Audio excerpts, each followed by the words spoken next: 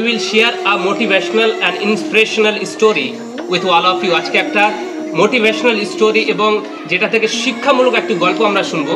যে একটি বাচ্চা ছিল, সে বাচ্চার উপরে একটি কোর্টে কেস করা হয়। কোর্টে কেস কি করা হয় যে the little girl can't eat without watching phone. সেই ছোট বাচ্চাটা বিনা ফোন দেখা খাওয়ারই খায় না, এবং if her parents do not give her phone, then she start crying loudly. আর যখন তার বাবা মায়েরা তাকে ফোন দেয় না, তখন সেই বাচ্চাটা অনেক কাঁদতে শুরু করে। তখন উকিল তার বিরুদ্ধে বলে যে তাকে সারা জীবন ফোন না ধরতে দেওয়ার শাস্তি দেওয়া হোক। তারপরে সেই জজটি সেই বাচ্চাটিকে জিজ্ঞাসা করে যে তোমার কি কোনো প্রশ্ন আছে বা তুমি কিছু বলতে চাও, do you want to say anything? তারপরে সে বাচ্চাটি বলে কি হ্যাঁ আমার কিছু বলার আছে। বাচ্চাটি প্রথমে বলে যে হ্যাঁ আমি অপরাধী, যে আমি বিনা ফোন দেখা খাবার খাই না, তো কিন্তু আমি যে খাবার খেতে বসি তো কিন্তু আমার গল্প শোনার ইচ্ছা করে, কিন্তু আমাকে তো কেউ বাড়ির গল্প শোনায় না।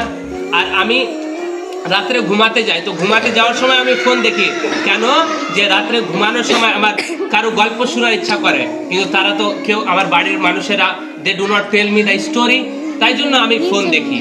তারপরে জজ তাকে বলে যে তুমি তো ফোনে গেমও খেলো, তো বলে হ্যাঁ অবশ্যই আমি ফোনে গেম খেলি মাই লর্ড, কেননা যে এই আমাকে আমার পিতা মাতারা প্যারেন্টসরা আমাদেরকে কোনো খেলনা কিনে দেয় না, তাই জন্যই আমি ফোনে গেম খেলতে হয়। তো আমরা এই গল্প থেকে কি শিক্ষা পেলাম, যে বাচ্চারা এখনকার যুগে প্রচুর মোবাইল দেখছে, যে তারা প্রচুর মানে মোবাইল না দিলে খাবারই খায় না। এটার আসল কারণ এটা নয় যে তারা মোবাইল নিয়ে পাগল, না, কেননা তারা মোবাইল নিয়ে জন্মগ্রহণ করেনি, তাই আমরাই তাদেরকে মোবাইলের অভ্যাস লাগিয়ে দিয়েছি, আর আমাদেরকেই সেটা পরিবর্তন করতে হবে।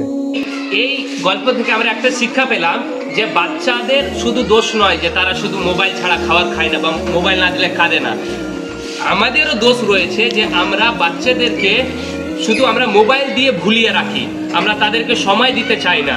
তাই জন্যই আমাদের পিতামাতাদের উচিত যে আমরা শুধু বাচ্চাদের মোবাইল না দিয়ে তাদেরকে গল্প শোনাই, তাদের সঙ্গে খেলাধুলা করি, তাদের সঙ্গে তাদের মনোরঞ্জনের জন্য কিছু কাজ করি।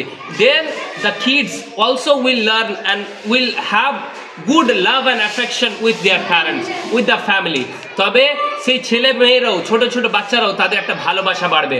আর তাদেরকে মোবাইলে গেম খেলার চাইতে তাদেরকে অন্যান্য খেলনা কিনে দিন, যাতে তাদেরা মোবাইলের স্ক্রিনে দেখে নিজের চোখটা খারাপ না করে তারা নিজের বুদ্ধি বাড়াতে পারে এই ফিজিক্যাল খেলনাগুলো খেলে। তো আমাদেরকে এখান থেকে এটাই শিক্ষা আমরা পেলাম যে we don't have to always excuse and do not give the time to kids, but we must have to give time to our children, to our kids, and tell them a story and buy them physical games, so their brain also get developed and they also develop love and affection. So this how our nation and our children will be the good future nation and good and they will be develop themselves and they will develop the society. So আমাদেরকে এখান থেকে আমরা এটাই শিক্ষা পেলাম যে আমাদেরকে ছোট বাচ্চাদের সঙ্গে তাদেরকে সময় দেওয়া উচিত, তাদেরকে গল্প শোনানো উচিত, তাদের খেয়াল রাখা উচিত, এবং কি আমাদেরকে সবচাইতে গুরুত্বপূর্ণ জিনিস আমাদেরকে সবাইকে তাদেরকে নিয়ে ভালোভাবে বড় হওয়া উচিত। Thank you.